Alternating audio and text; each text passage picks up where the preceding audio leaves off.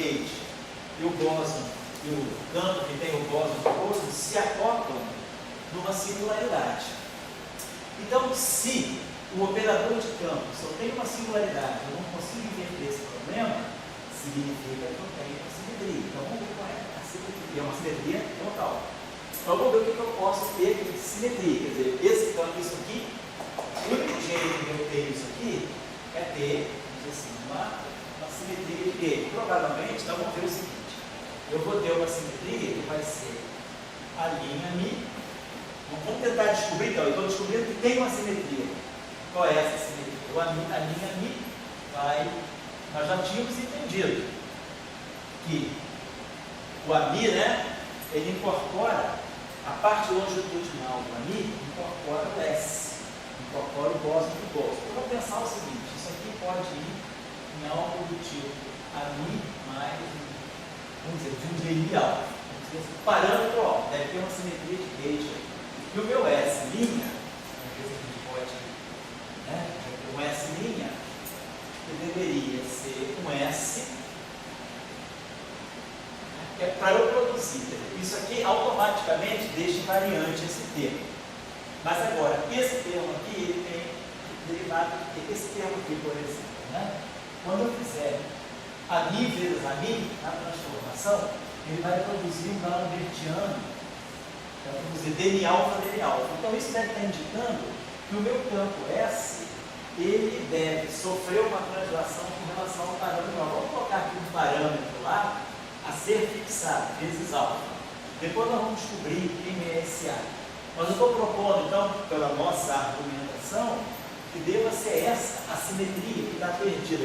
Eu descobri que deve ter uma simetria, quer dizer, isso é geral, é universal. Quando eu tenho campo de gauge e o mecanismo de Higgs acontece, os bósons de Bose eles escorregam para o campo de gauge e geram um sistema com uma singularidade. E aí eu tenho que ver como é que fica a simetria de gauge agora no setor dos estados. Vamos tentar propor, vamos ver se essas transformações aqui podem ser uma simetria do Lagrangiano. Ou o contrário, né? Vamos botar assim, a Mi, a linha Mi e o S mais linha. Isso significa que quando eu substituir o A e o S nesse Lagrangiano, o Lagrangiano dos campos linha vai ser igual ao Lagrangiano dos campos, uma invariância funcional, forma funcional. Então, claro, o F escrito para o A ou escrito para o A linha é a mesma coisa, porque a gente sabe que o campo o termo F linha invariante de gauge. Agora, o termo S, ele vai produzir o seguinte, ele vai ter um meio de DNS, DNF, DNI, S linha, DNI, S linha. Aí eu vou ter mais um meio, tirar, o A é constante, né? Eu vou ter DNI, quando eu tirar o DNI do S aqui, eu vou produzir um DNI alfa. Aliás, eu vou produzir duas vezes esse termo. Eu vou ter DNI, isso aqui, tem o primeiro termo, DNS ao quadrado. O alfa é o parâmetro de gauge, então eu vou ter isso aqui, DNI alfa. Então, quando eu levar isso aqui ao quadrado, eu vou produzir DNI S' ao quadrado, duas vezes A vezes, né? Aí eu vou produzir um DNS, DNI alfa, vezes um S' e vou produzir um termo que vai ser A2 DNI alfa, e tudo isso sobre 2. Eu botei o fator 2 e aqui o fator 2, tá? Oi, Alexandre, pode entrar. Eu já estou acabando, faltam 10 minutos, tá? Beleza. Então isso aqui é esse termo. Claro, eu quero que esse Lagrangiano seja invariante. Então, no final do dia, esses termos que tem alfa, todos devem desaparecer. Eu devo ter um Lagrangiano que vai vir daquela forma lá. Aí o segundo termo, menos raiz de 2 é VS. Então o meu S é S' mais A alfa. S, DNI a Mi. DNI a Mi vai ficar DNI a linha Mi mais D'Alembert-iano de alfa. Ou seja, DNI alfa. Então é o segundo, que é o termo lá em raiz de 2. E finalmente o último termo é 2 a Mi ao quadrado. A linha Mi ao quadrado mais 2 vezes a linha mi dm alfa mais dm alfa dm alfa. Então eu quero ver se realmente essas transformações são uma simetria naquele lagrangiano, eu devo conseguir arrumar o parâmetro lá de tal maneira que os termos em alfa desapareçam. Fica dmi, o f' mini ao quadrado, que é igual ao f mini ao quadrado, aí vai sobrar um termo em dmi s', vai sobrar um termo em s', dmi a linha mi, e vai sobrar um termo em a linha mi ao quadrado. Todos os outros termos devem ser zero, se essa simetria que eu estou chutando, que eu estou tentando adivinhar, tentando propor, ela for realmente uma simetria. Que tem uma simetria? Tem. Por quê? Porque o termo é simpático. Então vamos lá. Então esse termo aqui poderia se cancelar com qual? Ele tem que ser linear dm alfa com S', né? Esse termo aqui é esse aqui, né? Opa, esse termo aqui é esse sim. Tá certo? Opa, vamos lá, estou pegando o primeiro termo, né? É esse aqui. Deve ter tomado esse termo aqui. Eu esqueci ds ao quadrado. Então, eu teria ds ao quadrado, 2 vezes. Aí eu estou, esqueci, aqui é o início, né? Estou fazendo isso aqui, ó, pessoal. Tem um dmi assim, né? Então eu tinha isso aqui é dmi assim. Quando eu elevei ao quadrado, eu estava levando ao quadrado isso aqui, ó, dmi s' mais a dmi alfa ao quadrado. Ficou o quadrado do primeiro. 2 vezes o primeiro pelo segundo. Então fica um dmi alfa por um dmi s'. Tinha esquecido de colocar. O fator 2 cancela o meio. E o último termo é 2 sobre 2 dmi alfa ao quadrado. Então esse termo aqui, que é dmi alfa, dmi S', está aqui, ó, S' está aparecendo com esse. O que eu posso fazer para fazer esses dois termos ficarem esse que tem que ficar? É esse. Aqui eu tenho duas derivadas no alfa. E aqui eu tenho S'. O que eu posso fazer para fazer esse termo aqui, que eu tenho S', ficar igual a esse? Só fazer uma integração por partes. Se eu pego esse termo por parte, eu jogo esse dmi para cá. Ou jogo esse dmi para cá. Então, quando eu jogar esse dmi para cá, eu vou produzir exatamente o D'Alembertiano de alfa, que nem está aqui. Então, eu jogo esse dmi para cá, produzo o D'Alembertiano de alfa, vezes S' e ganho sinalmente, por causa da integração parcial. E esse termo aqui é exatamente isso. D'Alembertiano de alfa, vezes S'. Para esse termo aqui cancelar esse, eu já estou fixando lá. Meu A deveria ser igual a menos raiz de 2 é V. Certo? Esse meu A por menos raiz de 2 é V, mais raiz de 2 é V. Aqui menos raiz de 2 é V, D'Alembertiano de alfa vezes S'. Então, eu consigo já dar cabo desse termo aqui. É um termo cruzado. Agora vamos ver o que esse termo aqui tem que ficar, porque é o termo que está na ação. Esse termo aqui não saiu, vamos ver esse termo aqui agora. Alfa, dmi a linha mi.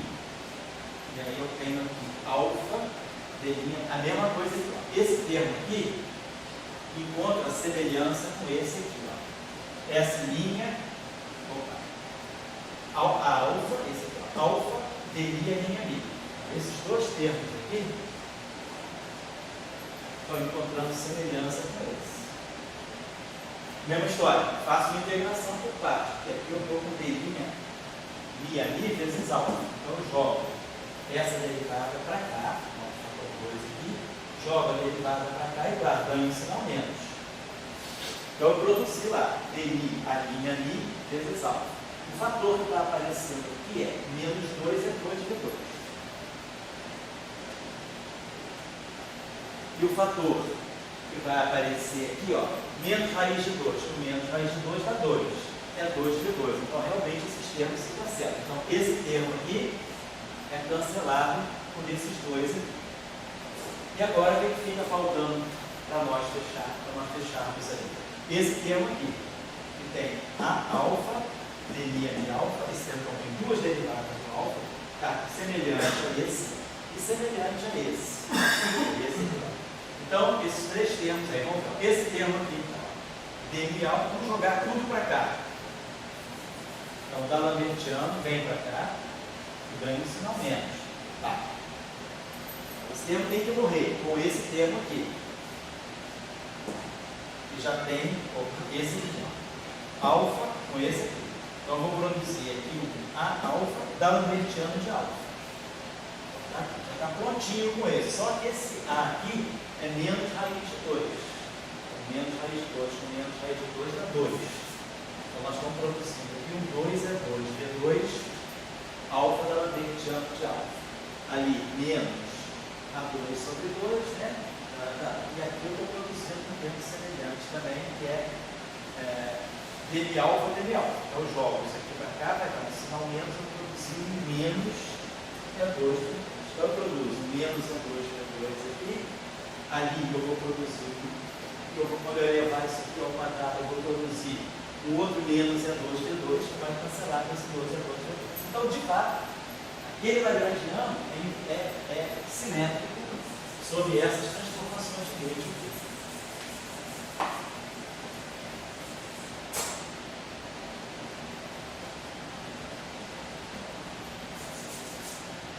Então, isso aqui é o parâmetro de Gauge. Então, a gente mostra que a singularidade desse operador que nos indicou a existência de uma simetria de Gauge, que a gente entende por que ela vem, vamos ver já por que ela vem, mas a singularidade desse operador, o fato desse operador aqui não ser inversível, essa inversa aqui não existir, está me indicando que deva ter uma simetria de Gauge. E aí eu pude entender essa simetria de Gauge, que nós já sabíamos já da nossa discussão de Bosman-Goldstone, que o que acontece quando há um mecanismo de Higgs, a ondinha de Goldstone que aparece, o campo ali surfa em cima dela. Então ele incorpora, na verdade, o S. Então isso aqui é a simetria de Gauge daquele lagrangiano.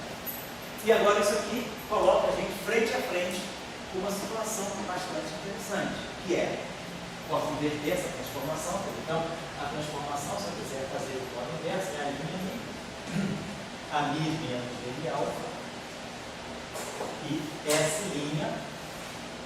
igual a S mais raiz de 2 é V alfa. O que acontece com o campo AB? Ele varia com o gradiente. Mas o que acontece com o campo S? Ele simplesmente sofre uma translação no espaço dos campos. Então, esse parâmetro de Gauge é completamente arbitrário. Quando eu faço uma transformação de Gauge local, eu deixo o parâmetro alfa da transformação uma função de Tx, uma função que a gente sabe que satisfaz certas condições, né? Mas é uma função diferenciável de Tx. Então, se eu escolher, se eu tenho uma configuração de campos, né, eu posso sempre escolher o meu alfa de uma tal maneira que, se eu escolher alfa, como é uma função qualquer, igual a menos 1 sobre raiz de 2 EVS, simplesmente eu cancelo, eu chego a uma situação de S' zero. Ou seja, essa transformação de Gauge me habilita a dizer que, por uma escolha pontual, né, por uma escolha precisa do alfa, eu posso, a partir do S, zerar. Então, eu posso sempre trabalhar numa configuração de S' igual a zero. Isso mostra o quê? Que o campo escalar S, que é justamente aonde mora o Bosman de Goldstone, ele pode ser zerado por uma transformação de Gauge. Então, é um campo que ele existe, vamos dizer, na formulação do problema, mas se eu fizer uma transformação de Gauge, eu posso eliminá-lo. Isso se chama campo compensador. Ele pode ser compensado. Então, essa categoria de campos é uma categoria de campos interessante que aparece, por exemplo, muito em teoria de supergravidade e teoria de supersimetria. Teoria de supersimetria e supergravidade tem muito aparecimento desses campos compensadores. E essa aqui é uma situação muito clara em que isso acontece. A transformação de Gauge é tal que ela simplesmente translada o campo. Então, se eu tenho um campo S bem definido e eu faço uma transformação de Gauge em cima dele com esse parâmetro, eu zero ele. Então, o meu campo S, ele pode ser zerado se eu escolher um Gauge. E aí, esse gauge vai ser um gauge especial, é o que nós chamamos, vamos entender por que nós chamamos de gauge unitário. Então eu poderia já que eu tenho esse lagrangiano, e eu sei que o campo S tem essa transformação, eu posso simplesmente, desde o início, decretar que vou trabalhar com S igual a zero. Isso corresponde a uma escolha de gauge.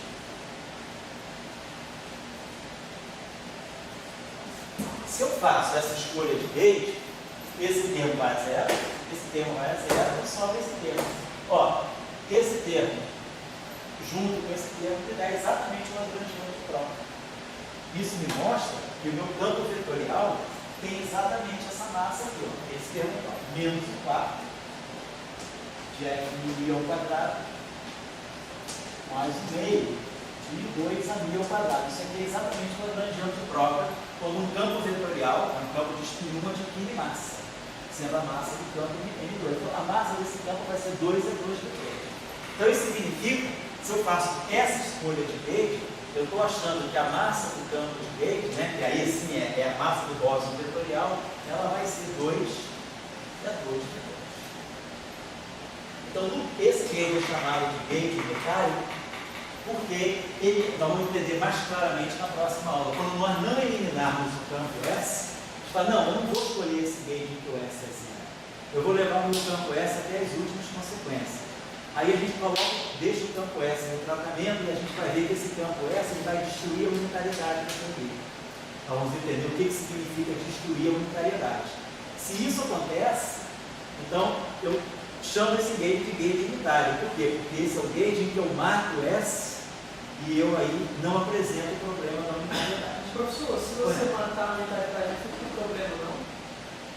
Se eu te perder a unitariedade, nós vamos ver que tem duas, as teorias de gauge que querem espontânea da simetria, elas têm duas situações. Uma situação é, você tem um gauge unitário, aí no gauge unitário você perde a renormalizabilidade. Ou você mantém o S, como nós vamos ver na próxima aula, mantém o S e você ganha uma teoria renormalizável, mas não unitária. Aí você fala, então para onde que eu estou? Eu perco a renormalizabilidade ou perco a unitariedade? O que é pior? Do ponto de vista do pensamento canônico em teoria quântica de campos, o que você quer de uma teoria fundamental é que ela seja renormalizável e unitária. Se aqui você não consegue, mas aí o que pode te salvar? Por que essas teorias se salvaram? Porque, na verdade, você tem duas coisas numa teoria de campo. Ou você calcula as funções de Green off-shell, mas o que você quer que tem todos os processos físicos é a matriz S. Quando você olha na matriz S, se você trabalha no gauge unitário, a matriz S é claramente unitária e ela não vai ter infinitos. Os infinitos vão aparecer, a teoria não é normalizável, mas só nas funções de Green calculadas off-shell. Se você se restringe à matriz S, os infinitos desaparecem. Então você consegue salvar a unitariedade e a renormalizabilidade. A gente vai discutir isso melhor. Mas essa questão, esse conflito é muito importante. Então, quando eu escolho um gauge, e aí nós vamos ver que o gauge que mantém o S é chamado gauge renormalizado.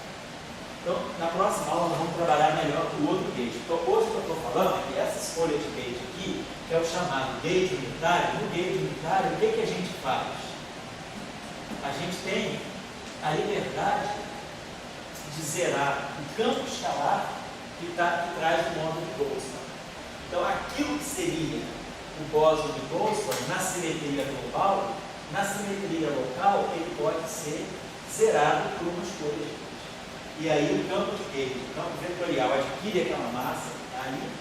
O campo que nós já tínhamos visto, já era massivo, então o campo que nós tínhamos calculado a massa do campo aqui. Então, quando nós pegamos o campo φ e decompusemos ele no campo φ1 e no campo φ2, a escolha de vácuo foi tal que esse aqui adquiria valor esperado no vácuo, diferente de zero. Então, esse campo aqui é o campo físico, é o campo que tem uma massa que nós calculamos. E o bóson de Boltzmann vai estar aqui. O bóson de Boltzmann é aquele que não adquire o valor esperado no vácuo, ele apenas flutua em torno do vácuo. Então, esse cara aqui, ele é não físico, e ele vai poder ser eliminado. É isso que está acontecendo. Então, é isso que acontece no gauge unitário. Você mata o foco dos bósons de Boltzmann. Então, na aula que vem, nós vamos manter o campo. Vamos falar, não, eu não quero trabalhar no gauge unitário. Como é que eu resolvo essa situação em particular? Se essa matriz aqui não é inversível, é porque está faltando um gauge fixo. Porque agora, quando a gente fixou o gauge e zerou o S, isso aqui ficou zero, isso aqui ficou zero, isso aqui ficou zero. Eu pude inverter isso. Inversível. Pude inverter, está lá. Agora, se eu quiser manter essa matriz 5 por 5 não inversível, eu vou ter que fixar o gauge para poder tirar um O a menos 1. Então, na próxima aula, nós vamos trabalhar o chamado gauge renormalizado, que é quando você mantém o bóson de Boltzmann no tratamento. Se vocês pegarem os livros que falam da teoria eletrofraca e vocês forem olhar as regras de Feynman da teoria eletrofraca, os livros trabalham de duas formas. Geralmente o pessoal da fenomenologia trabalha com gauge unitário. O cara que vai ter o modelo padrão, faz a fenomenologia do modelo padrão, física do LHC, ele vai trabalhar no gauge unitário, porque ele sabe que ele vai usar exatamente as partículas que são físicas e que poderão aparecer. Mas quem estuda, vamos dizer, princípios mais fundamentais, quer estudar renormalizabilidade, quer estudar unitariedade, quer estudar propriedades tipo anomalia, precisa manter a teoria completa, trabalha no gauge renormalizado. Então, na outra, e aí alguns livros vocês vão encontrar, por exemplo, as regras de Feynman do gauge renormalizado. É o caso do Shankly, por exemplo. O livro do Shankly, ele dá as regras de Feynman da teoria eletrofraca no gauge renormalizado. Mas os fenomenólogos preferem, claro. Preferem não, e é claro que eles têm que trabalhar no gauge unitário. Então, na aula que vem, nós vamos trabalhar essa questão, certo? Você tinha falado que esse era um unitário, né? Oi? Nós vamos ver na próxima aula exatamente, mantendo o bóson de Boltzmann, nós vamos entender por que ele vai ter um caráter. A teoria é tão. O gauge é renormalizável, mas isso afeta tanto a unitariedade, nós vamos ver que vai ter o tato e o ghost. Tudo que você não quer. Aí agora, qual é o destino do tato e qual é o destino do ghost? Isso aí, a teoria tem que dar conta disso. Para você trabalhar no gauge renormalizado. Certo? Então, na próxima aula, a gente vai trabalhar o setor de Higgs, né? O setor vetorial com gauge renormalizado. O calibre nessa teoria ele não é tão parecido com o do simplesmente da eletrodinâmica, não. Porque na eletrodinâmica, em princípio, você não tem restrição.